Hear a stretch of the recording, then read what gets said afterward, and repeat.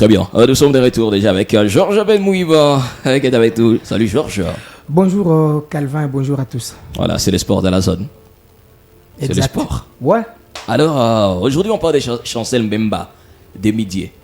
Le Demi-Dié a réalisé une saison exceptionnelle avec la formation de l'OM. Il a été récompensé. Il a porté haut les drapeaux de la République démocratique du Congo en Ligue 1. Je pense que ce qu'il a gagné comme trophée, ça va rester historique pour sa première saison avec la formation d'Olympique de Marseille.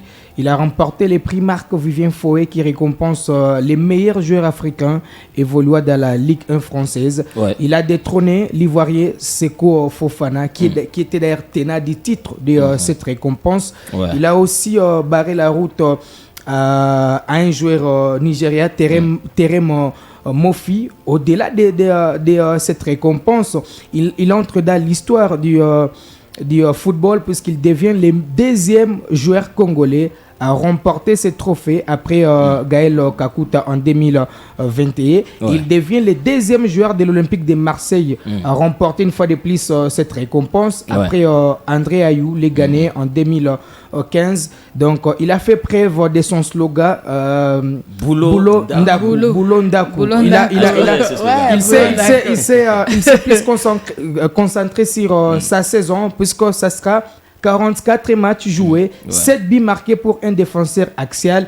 Il a fini deuxième meilleur buteur de l'OM, état défenseur. Et il a fini meilleur buteur défenseur du championnat. Et d'ailleurs, il a été convoqué par le sélectionneur national pour les prochains matchs des Léopards. Donc, ça sera au bonheur de tous les amoureux du football congolais de revoir une fois de plus Chancel Mbemba venir porter les maillots de la sélection nationale. Parce que, vous le savez, Sébastien Desabre a publié sa liste de 27 joueurs retenus pour les prochains regroupements où il y a deux nouveaux noms des binationaux qui ont accepté de venir porter les maillots de la RDC. Il y a Dylan et les défenseurs Bouchiri qui va venir pour la première fois. Il y a également des revenants comme Jonathan Bolingi qui était déjà en perte de vitesse, mais il a été appelé pour compenser et combler les vides de Cédric Bakambu qui avait coupé d'un carton rouge. Mais il y a des absents. Qui va pas jouer? Non, il ne sera pas de la partie, mais il y a quand même des absents comme Silas Kantompa qui était attendu. Il y a Wan Bissaka, les défenseurs qui jouent en Angleterre, mais jusque-là, il n'a pas encore dit oui à la sélection nationale. Pourtant, il a des tatouages de la République démocratique du Congo sur lui, mais il attend toujours l'appel de l'Angleterre. Comment vous avez trouvé, vous, personnellement, ces classements ou carrément la liste de joueurs sélectionnés? Bon, c'est une liste avec des renforts de taille, puisque dans l'axe, il y avait un problème entre Chancel Mbemba et Merveille Bopé. C'est vrai que Bopé a porté un plus dans l'équipe nationale, mais il n'y avait pas cette cohésion entre Bopé et Mbemba. Comme il y a Bouchiri qui arrive, peut-être là dans l'axe, la RDC n'aura pas du mal face au Gabon. Mais également, il y a des joueurs comme Meshak Elia qui se portent très bien.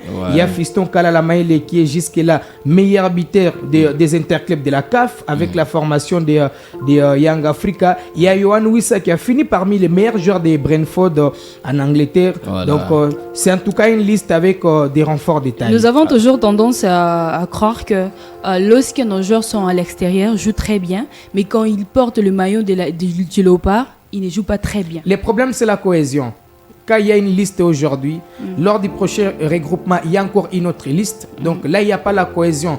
Mais pour le dernier regroupement, on a vu une équipe qui a fait match nul et gagné un autre match. C'est presque ce même groupe qui une fois de plus appelé. Et déjà après cette cohésion et après ces matchs, vous allez peut-être dire le contraire que les Léopards sont désormais à mesure de prouver les Congolais que ce soit en équipe nationale, que ce soit en club, ils peuvent mouiller les maillots convenablement. Voilà, on fait que souhaiter bonne chance. Nous attendons en tout cas avec impatience. Les 18 juin au Gabon. Nous serons là. Voilà, sinon merci beaucoup Georges, merci d'avoir partagé ce petit moment avec nous. Rendez-vous la semaine prochaine. Ouais, la semaine prochaine, peut-être on va parler des infrastructures sportives en RDC avec Goma qui n'a toujours pas de vestiaire. Merci Georges. Merci Georges. Retrouve Kivu Stars sur Facebook, sur Twitter,